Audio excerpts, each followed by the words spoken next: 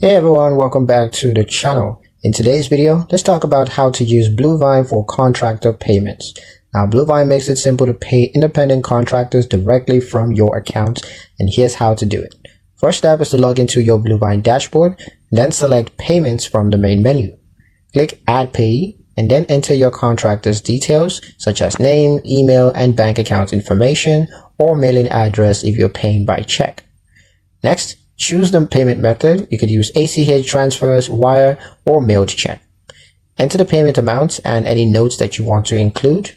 Review the details and confirm the payments. For recurring transactions, contractors, you can save them as a frequent payee for much faster future payments.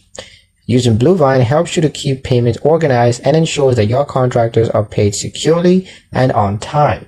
And that's pretty much it for the video, guys. Hope you liked it. Hope you found the information here useful enough. If you did, like, share, and subscribe for more helpful tutorials. Thank you guys for watching, and I'll see you in the next one.